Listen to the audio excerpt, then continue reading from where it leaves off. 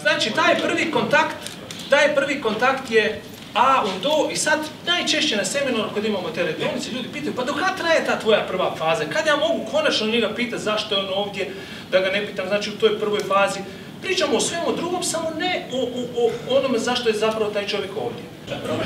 Mi možete pogledati s ove strane, evo gledajte, ovo je još bolja kombinacija. Zašto je bolja? Zato što mi se Robert nalazi sa moje emotivne strane, sa moje strane srca. Robert je najbolji čovjek na svijetu, je tako? Ja volim Roberta.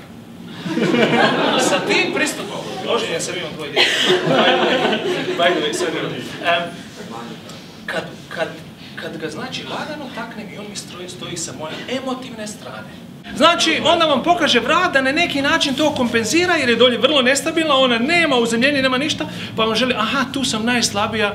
Znate kad u životinjskom svijetu lovi gazelu ili ne znam šta, pa već onda staje, aha, možeš me to ugristi, ništa mi ne možeš. A vidite da njena sve ovo dolje govori da je totalno nestabilna, ona je nesigurna. Zato vam predržim, ne radi se da li su, ako djevojka naravno suknicu, onda je skupljeno, ali jedan stabilan položaj u kome se dobro osjećate. Vi ste znači ove sve tri prije faze, prvi kontakt, ispitivanje potreba, prezentacije ponuda, znači ili vaše ponude, bili vrlo pažljivi, postavljali ste prava pitanja, slušali ste cijelo vrijeme.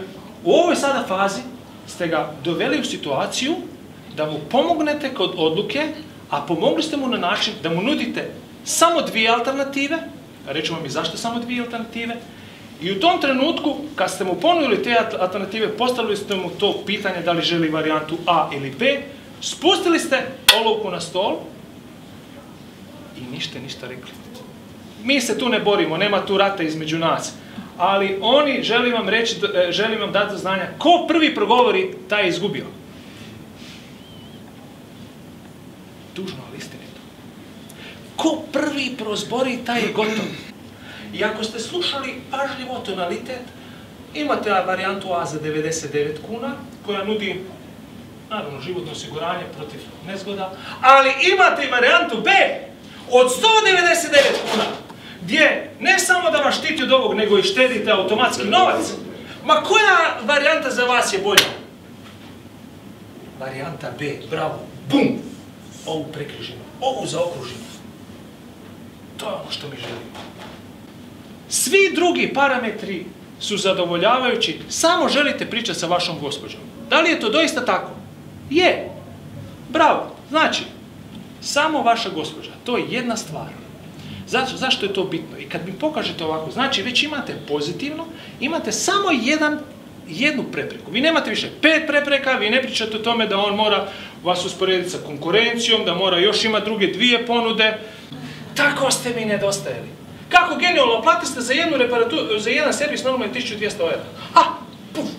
Ali tako ste mi nedostajali. A zna se da je Mini auto za mlade lijepe dame, koje su emancipirane, koje najčešće imaju posao i najčešće su single. To je ciljna grupa od Minija. Tako ste mi nedostajali. Znači ona je single. Ona je jedino što ima tog Minija. Pa to je genijalno. Nema veze što košta 1200 €. Ali, ja sam vama nedostajao, tako? Tako to je Mini.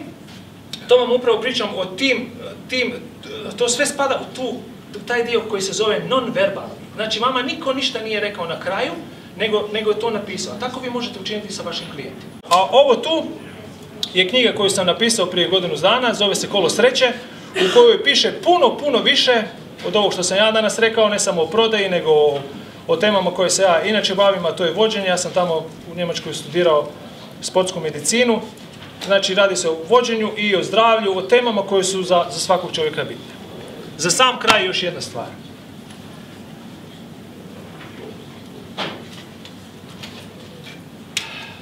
Pripazite na vaše misli. Oni će postati vašim riječima. Pripazite na vaše riječi. One će postati vaša djela. Pripazite na vaša djela. One će postati vašim navikama. Pripazite na vaše navike, to će postati vaš karakter.